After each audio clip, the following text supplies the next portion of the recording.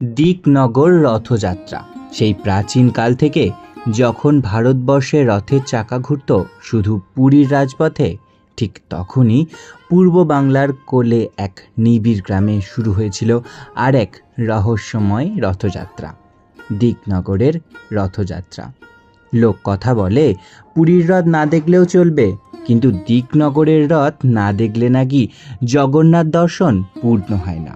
দীর্ঘ কয়েকশো বছর ধরে এই রথযাত্রা চলছে, কোনো বিরতি নেই, কোনো ক্লান্তিও নেই, শুধু আছে বিশ্বাস, ভক্তি আর আকাশভেদী জয় জগন্নাথ এর ধ্বনি। গ্রামের প্রতিটি মানুষের মনে আজও জীবন্ত সেই বিশ্বাস, এই রথে যিনি একবার চোখ রাখেন তার জীবনে আসে শুভ শক্তির প্রবাহ। দিকনগরের এই রথ কেবল একটি মেলা নয়, এ যেন পুরীর জগন্নাথের আশীর্বাদে বাংলার মাটি জেগে ওঠে এক অপার্থিব অনুভবে।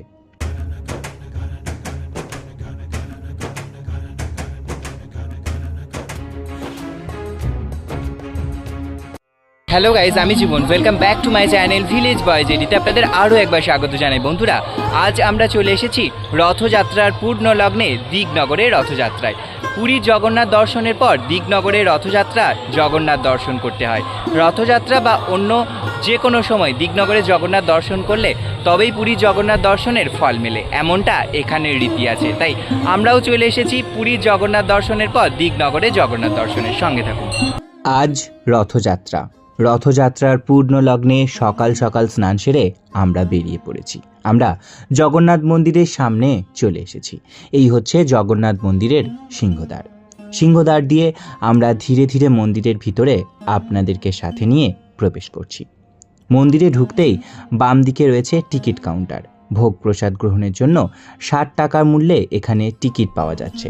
টিকিট এখান থেকেই বরাবর পাওয়া যায়। সম্মুখে ঘণ্টার ধ্বনি করে আমরা ধীরে ধীরে আবারও চললাম মন্দিরের পথে। এদিকে রান্না বান্না হচ্ছে। আমরা ভোগ প্রসাদের রান্নার দিকটা পরে আসছি, প্রথমে মন্দিরে প্রভুকে দর্শন করে আসি। তাই গুটি গুটি পায়ে আর দেরি না করে আপনাদেরকে সাথে নিয়ে আমরা মন্দির চত্বরে উঠে পড়লাম। মন্দিরে ওঠার সাথে সাথে আপনাদের দেখাই সকাল সকাল কতটা পরিমাণে ভিড়। দেখুন, এখন এই 8:30 থেকে 10টার মধ্যে এত ভিড়, তাহলে বিকেলবেলা যখন রথ টানা হবে তখন তাহলে ভাবুন জনজোয়ারের ভিড় কতটা পরিমাণে হতে চলেছে। তাই আর দেরি না করে আপনাদেরকে আমরা প্রভুর দর্শন করাই। ধীরে ধীরে আমরা ক্যামেরাটা নিয়ে চলে যাচ্ছি প্রভুর কাছে। আপনারা দর্শন করুন। জয় জগন্নাথ।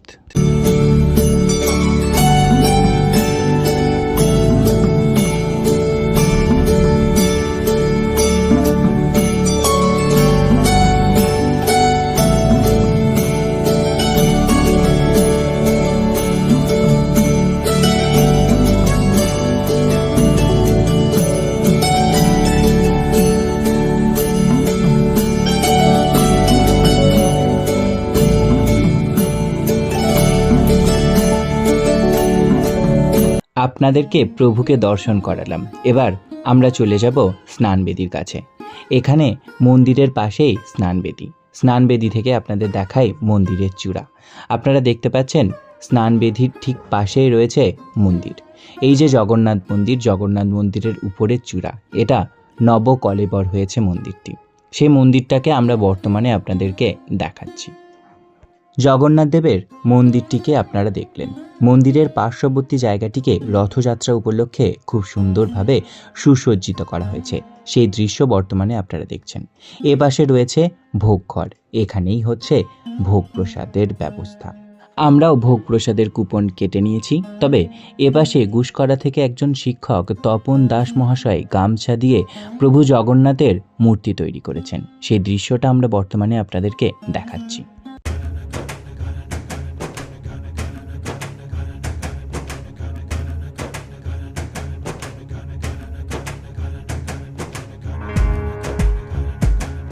কিছু সময় পর সকাল থেকে এসে আপনাদেরকে মন্দিরের সমস্তটা দেখালাম। তবে এদিকে দেখুন, যারা বাড়ি থেকে এসেছেন বিকেলে রথযাত্রা দেখবেন ও দুপুরে ভোগ প্রসাদ গ্রহণ করবেন, বাড়ি থেকে একটু টিফিন নিয়ে এসেছেন। সকলেই টিফিন খাচ্ছেন, আমরাও টিফিন খেয়ে নিচ্ছি। দেখা হচ্ছে দুপুরবেলা। এরপর দুপুরবেলা আমরা প্রভুর ভোগ প্রসাদ গ্রহণ করছি। এই ভোগ প্রসাদ গ্রহণ করার পরে মনে একটা আলাদাই তৃপ্তি আসবে।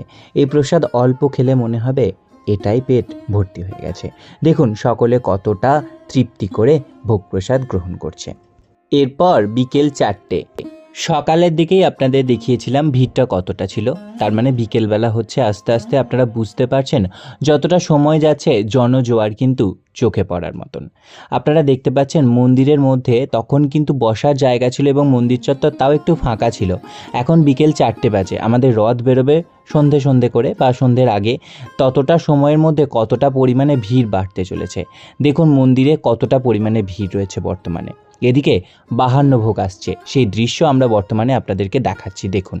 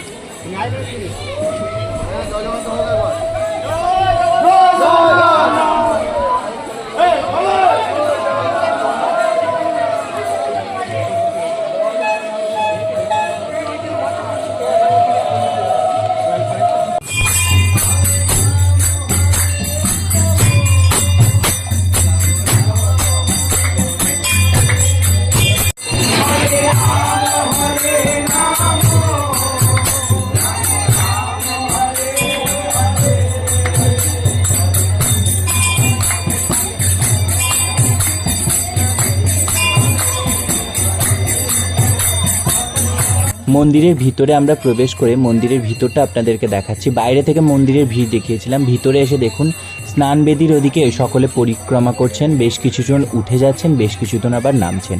আর মন্দিরের এদিকেও কিন্তু ভালোই ভিড় রয়েছে। এখন বর্তমানে বিকেল 4টে গড়িয়ে 4:30-এর কাছাকাছি। ভিড়টা আপনারা শুধুমাত্র দেখুন।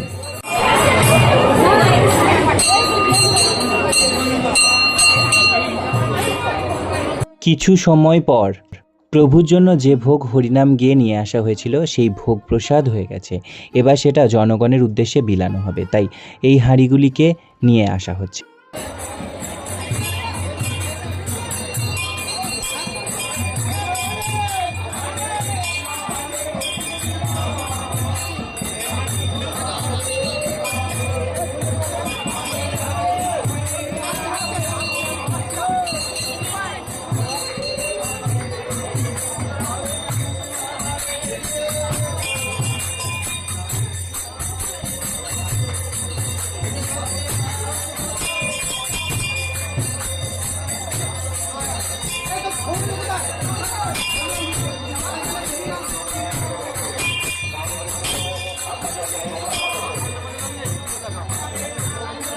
যে প্রসাদ নিয়ে আসা হয়েছে দেখুন সকলের উদ্দেশ্যে এই প্রসাদ এবার বিলানো হচ্ছে।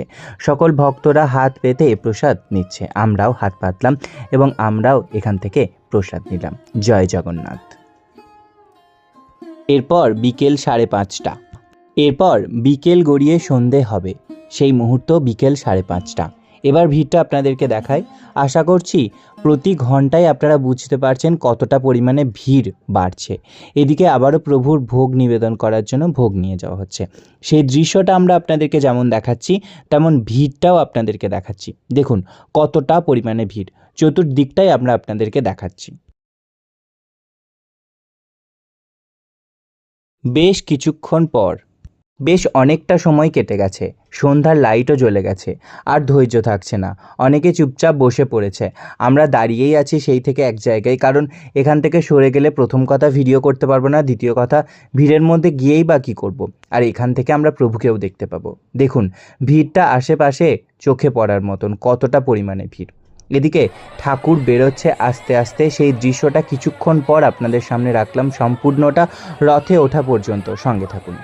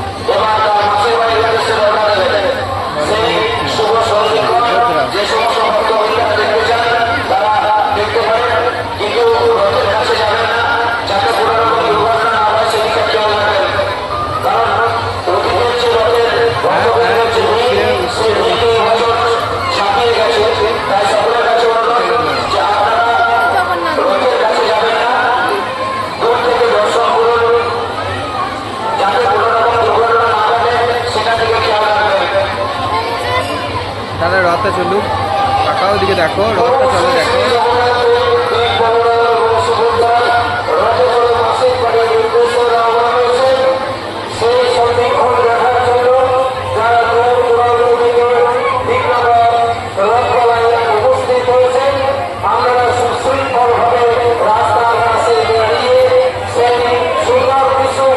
জগন্নাথ, বলরাম এবং সুভদ্রা রথে উঠে পড়লেন। এবার মাসির বাড়ি যাবেন।